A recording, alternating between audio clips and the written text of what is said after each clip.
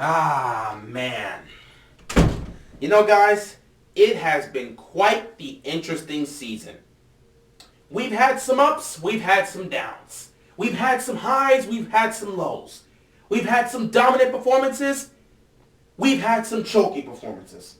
It's been quite the interesting season. Yet despite that, the Ravens are in a good position with plenty of football left. And if they can finish this season off the right way and head into the postseason, they're going to have a good chance to go on a run. Will they? We'll have to wait and see. Besides that, we got plenty of football left and we got things to talk about, so let's get right into it. Oh, boy. So, Ravens flock, what's going on, everybody? Hope you guys are enjoying your day. Woo, let me take these glasses off. So, Ravens flock, heading into the bye week, we are 9-3. First place in the AFC North, first place in the AFC Conference as a whole. And winning on Sunday night to advance to 9-3 was such a needed thing because it gave the Ravens some cushion to deal with. Because right now, both Cleveland and Pittsburgh, they're sitting at 7-4 in the season. You know, the AFC North being the best division in football, you've got competitive teams all throughout this division. So Cleveland and Pittsburgh both sit at 7-4 right now. If they're able to win their games this week, which again is possible, if they win their games, they go to 8-4. Had Baltimore lost on Sunday night, they would be coming back to a division in which they're third place potentially, because both Pittsburgh and Cleveland, they have the tiebreak over us. Pittsburgh's got a better division record and Cleveland's got a better conference record than we do. So due to that, we would have dropped all the way to third place. But because you won on Sunday night, you get to go into your bye week knowing and understanding that no matter what those other two teams do on Sunday, you'll still be in first place and you can continue to hold first place as long as you win your remaining 5 games. Not only that, but you're in the race for the number 1 seed. Right now, you're 9-3. The other 3 teams that are fighting for it, Kansas City at 8-3, Jacksonville at 8-3, Miami at 8-3. They have all taken their bye weeks, which is exactly why, we're 9-3 and they're 8-3. We played an extra game than they have. But now that we're in our bye week, they're going to get to have that game back. So all 3 of these teams are going to have an opportunity to win on Sunday. Any one of those 3 teams wins, they get back into that number 1 seed because all of them have a better conference record than we do. Kansas City's only had 1 conference loss. Meanwhile, Miami and Jacksonville, they've had 2 conference losses, but we have 3. And that's ultimately the difference maker here. Now, the good news about it is Baltimore does have an opportunity to knock out some of these guys fighting for the number 1 seed. In their remaining 5 games, they got to take on Jacksonville and they got to take on Miami. Both of these games will have implications in terms of playoff seeding. If Miami is able to win out in terms of how they get things going, they could potentially be the 2 seed because I believe they actually have a better. No, actually, I don't know if it's Miami or Jacksonville that has a better. No, I don't know. It's between Miami and Jacksonville. If Miami wins out, at best they're the 2 seed. If Jacksonville wins out, at best they're the 2 seeds, assuming Kansas City doesn't lose. But I believe Miami, no matter what happens, if Jacksonville and Miami have the same record, they could be the 2 seed. But in all honesty, it doesn't matter. It's about the Ravens. If the Ravens are able to win out in those matchups, they get to knock down Miami and knock down Jacksonville. You win those matchups, they get to head-to-head advantage against those 2 teams. Something Kansas City has, because Kansas City beat Jacksonville and they beat Miami. So they have the edge over them in the head-to-head matchup. So conference records don't even matter in that. They beat them head-to-head, they have a higher seeding. If Baltimore is able to do the same, they will have a higher playoff seeding than those 2 teams, even if they end up with the same, record at the end of the season. Unfortunately, Kansas City is not a team on our schedule. So we don't have an opportunity to be able to take them on head-to-head and win. And because of that, knowing that they got a better conference record than us, they have the tiebreaker. So the only way Baltimore will be able to get the number 1 seed in the AFC is if Baltimore sweeps these remaining 5 games, goes 5-0, and Kansas City loses 1 game. And of course, the one game everyone's going to look at, because Kansas City's schedule, their schedule down the stretch, these last 6 games, are honestly very light and very easy. They've already dealt with the toughest part of their schedule.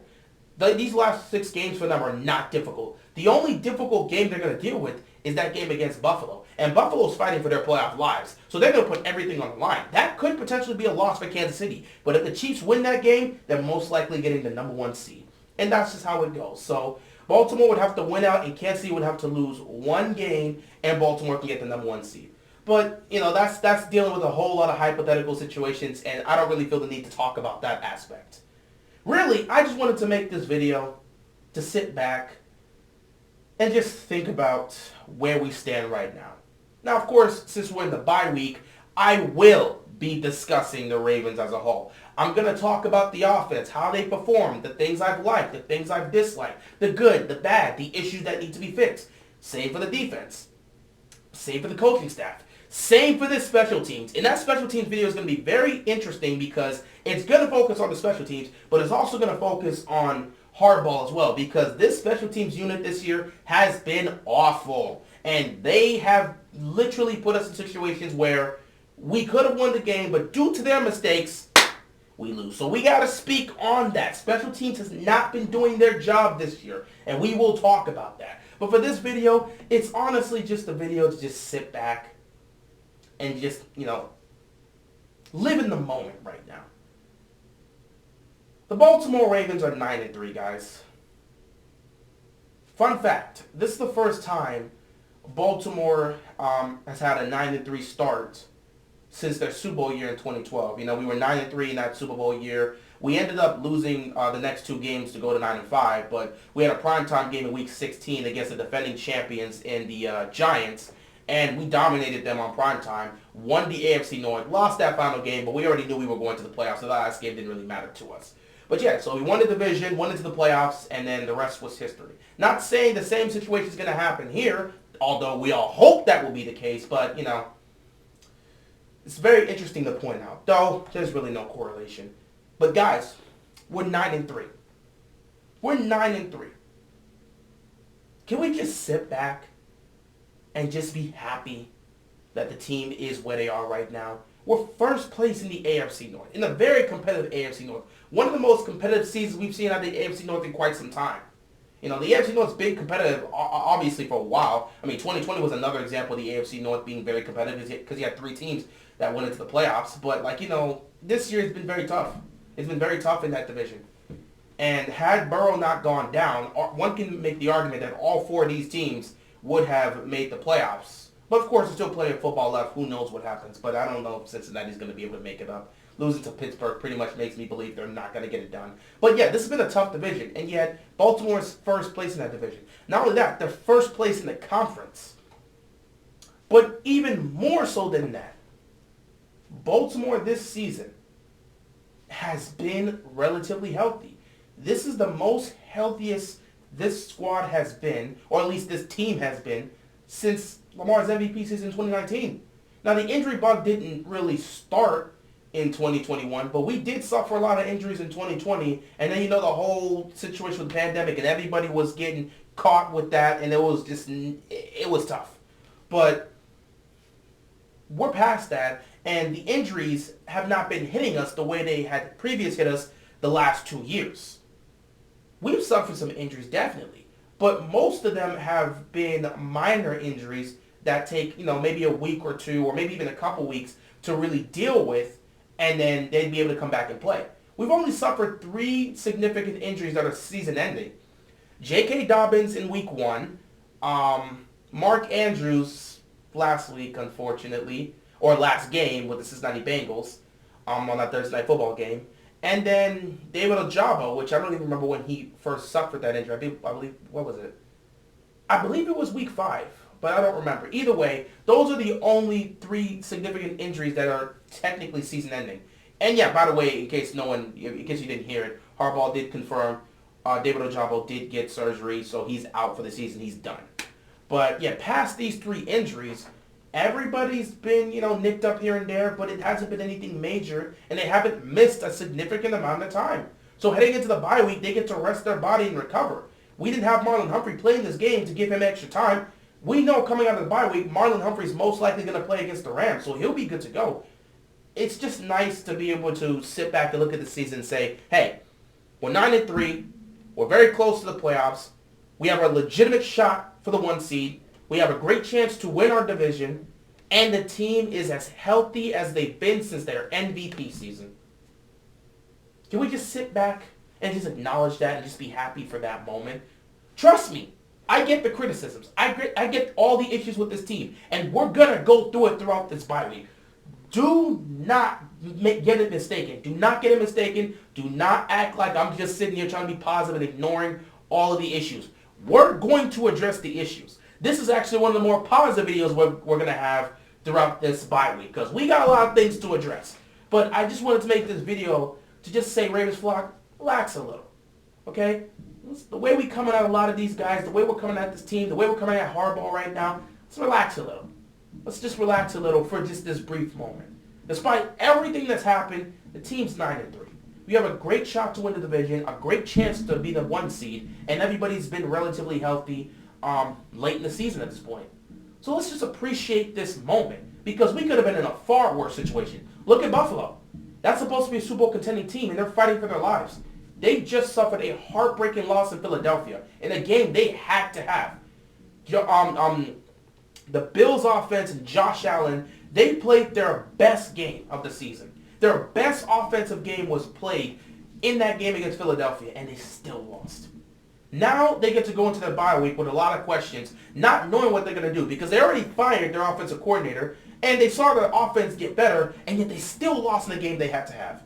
Now they got to go to Kansas City coming out of the bye week, and that's another game they got to have. And after Kansas City, back to Buffalo to take on a red-hot Cowboys team. They can't afford to go 0-3 in that stretch. If they lose against Kansas City or Dallas, their season's most likely done. With 7 losses on the season, I don't know if they can make the playoffs.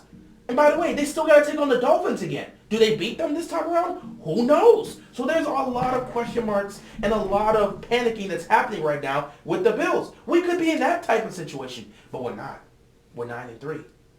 We're first in our division. We're first in the conference. There are definitely issues with this team in terms of what they're capable of and things they have to fix if they want to go the distance come playoff time. Because we don't want to get into the playoffs this year just to go one and done or to win a playoff game and all of a sudden we're sitting in the divisional round and we lose. We want to go the distance. We want to see this team get to the Super Bowl. And there are some issues we've seen this year that are going to hold them back. And we will discuss them. But they're still playing football left. And they're about to deal with their toughest stretch of the season. These last 5 games, they're going up against teams that are playoff contending teams.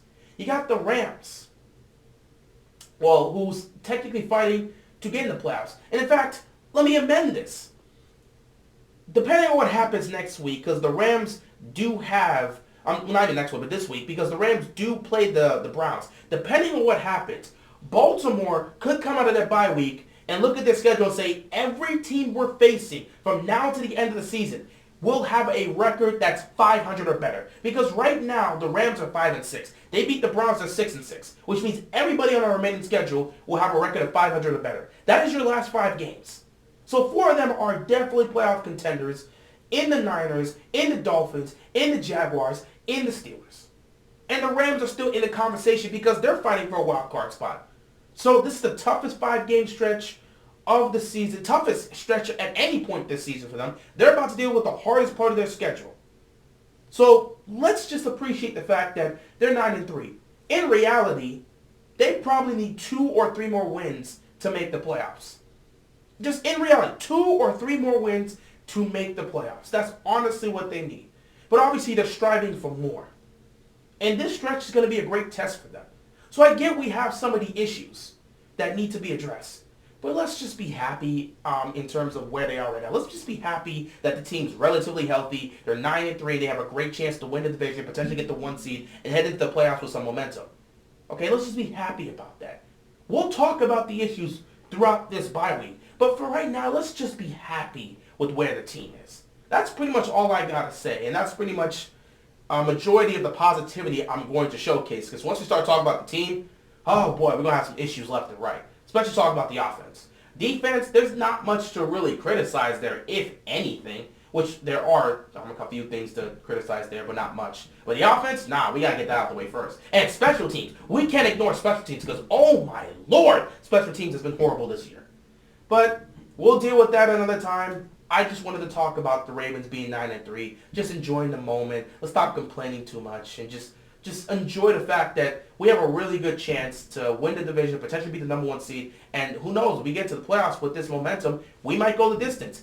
Every team this year has a significant flaw that can actively keep them away from winning a championship. Philly's not unbeatable. Kansas City's not unbeatable. San Francisco's not unbeatable. None of these teams are unbeatable. We have a legit chance to be able to win this year. So with the way the team is right now, if they can keep that level of health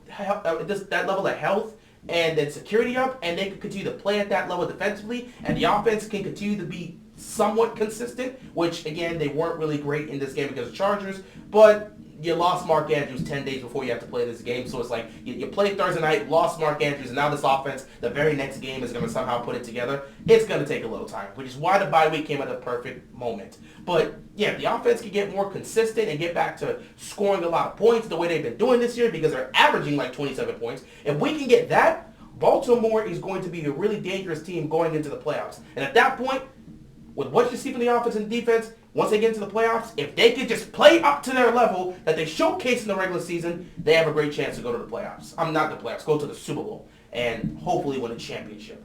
But we'll just have to wait and see. Anyway, guys, that's pretty much all I wanted to talk about here. Just some positivity. Be happy with where the team is right now. Be happy that we're in these circumstances and have a great chance to really do something special this year. Because once we start talking about the issues and flaws of this team, all that positivity is going out the window, and all the negativity is coming in. So yeah, we'll just have to see how things go down the stretch. But let's just enjoy the fact that the Ravens are 9-3 right now. With that being said, that's all I gotta say. Appreciate you guys. I'm out. Peace.